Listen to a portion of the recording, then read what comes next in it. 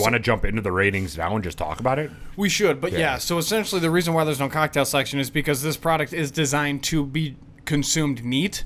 And, I mean, you can make some fun cocktails with it, but at the same time, it's so new and it's so fresh that we're just trying to pay homage to the work put into it so that, I mean, this is literally tapped from trees in Naples. Yeah. So we're in trying Carl's to backyard. Yeah. So we're trying to just maintain that homage to pay tribute to it. So yeah, let's just jump into the another review. thing too is we talked about already, a lot of distilleries, in order to get product out there, nice Cleo, she wants to say something and she's going to keep barking too, but in order to start making product and making a profit when you're a new distillery, you have to create something in the meantime to sell.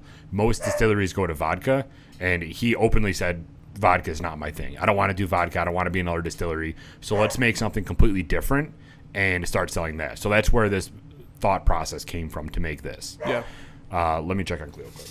All right. So did we talk about everything that we wanted to? Yeah. So he didn't want vodka. He wanted to make something new. Yes. He decided we might as well make this. And we'll talk about it in the initial taste, but this is not a maple syrup at all. No. So it's literally whiskey. Yeah, so you wouldn't put this in a cocktail that calls for maple syrup. This is not a maple syrup substitute. This is basically distilled spirits that have a maple taste to it, that is finished in an oak barrel, similar to whiskey. So the back here says, the fleeting moments define spring's arrival. For me, that first trickle of sap hitting the buckets, clear, crisp skies, and towing my girls by sled through sugar bush, there we go, are among some of the best. Songbirds, cool breezes, and old tree drawings, new shadows remind me to be still and behold. These magical moments move and change shape as rapidly as steam rolls off the evaporator. This spirit is inspired by those moments. Sapling is a spirit made from 100% Finger Lakes maple syrup, yeast, and water. This expression has full flavor, depth, and noteworthy complexity. So I believe this one, Sapling is the oldest aged. Yes, they have Sapling, they have Seedling, and they have what's that other one that they have? Do you want to look it up? Do you have your phone with you? I don't even know if it's on their website. It's on their website. They have 3 different iterations of this, I believe. One of them is just straight, without being aged. There is one that is aged, I believe, 6 months, and one that is aged, I believe, 8 to 9 months in used bourbon barrels. So you're getting that same bourbon flavor with an ending note of maple, and there's no wheat in here at all. There's no grains in here. Silverleaf, that's what it is. Yep. So you have these 3 different products that they offer that are available right now for sale, and they also do a brandy, a gin, and some other stuff too, but no vodka. So for everybody listening, Hollerhorn has beer, whiskey, scotch, cigars, cider, wine, water, a full menu, this whole line of these unique spirits, and then he's also working on the American single malt. So they literally have something for everybody. They also have live music, and they have a space that you can walk in and just totally feel at home. Yeah. And you're bringing that up right now because this all relates into label branding. Yes. Like, this is who they are, yes, which is sweet. Another thing to point out to, one, the top of the cork, I don't know if you can see it right now, has a horn on it, which is friggin' sweet. So listen to the interview to figure out why they call themselves Hollerhorn.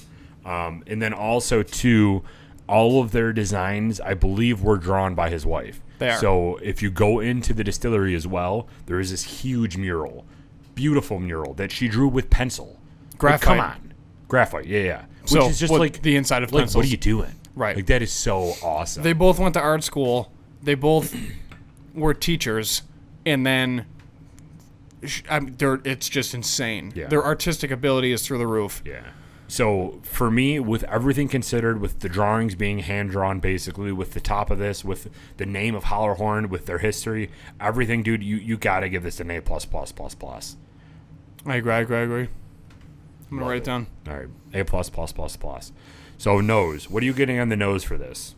Again, this is not whiskey. So everybody who thinks this is a whiskey rating, it's not. It's a maple distillate. Yeah, it's not. It's not. You're wrong. But it was made in oak barrels, so. Yeah. So we have label branding. A plus plus plus plus. Nose. So nose, you're getting butterscotch for sure. Yeah. A little vanilla. And kind of like a candy corn, I feel.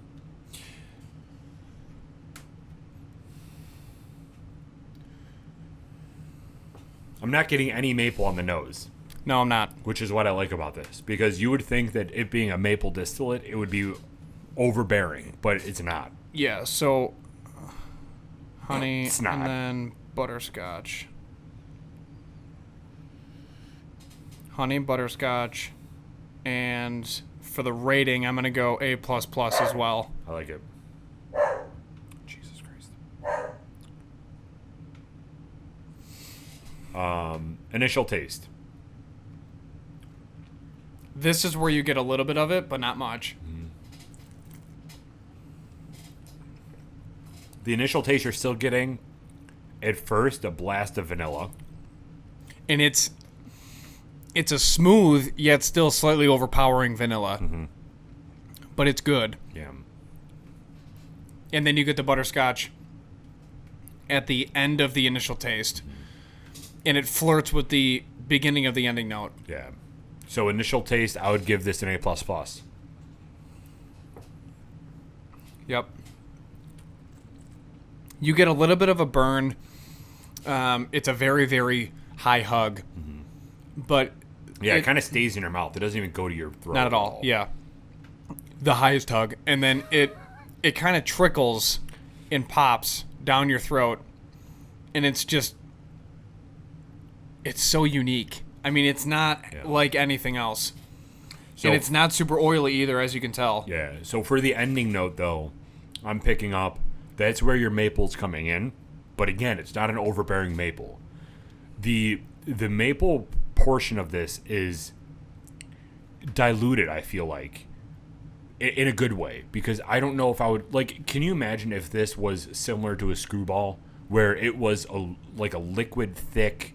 maple. Right. I don't want that. No. It starts off the ending note with that butterscotch vanilla mix. Mm-hmm. It goes down with a maple and kind of like a honey, because it does get more, I don't want to say thick, but it gets more prevalent in the back end that you're drinking something that's maple. Yeah. It gives you that satisfaction of having a maple-like drink. I'm gonna move honey from initial taste to the ending note, because that makes way more sense. And then you have the vanilla with the butterscotch up front. Absolutely. It's just really, really good. This kind of has, like, if you think, and this is going to sound interesting, but if you think of mixing bourbon and tequila and then adding a little bit of maple, that's kind of what this tastes like to me. It's this crossbreed between the two that nobody ever knew existed or never knew that they wanted, but everybody wants it. Yeah. What else in the ending note are you picking up other than honey? Maple.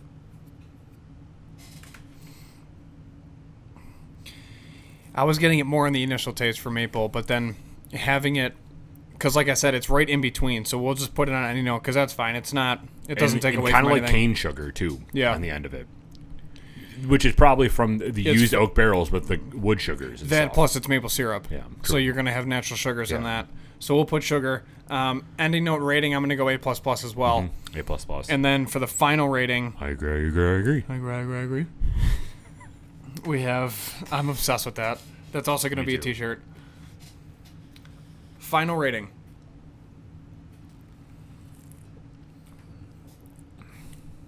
I could drink this all day. Yeah, and it's not even...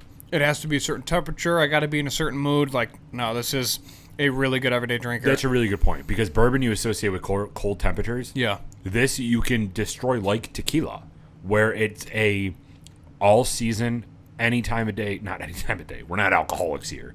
But any type of day. It's 5 o'clock summer. Yeah, absolutely. And especially if this is made in a really nice cocktail...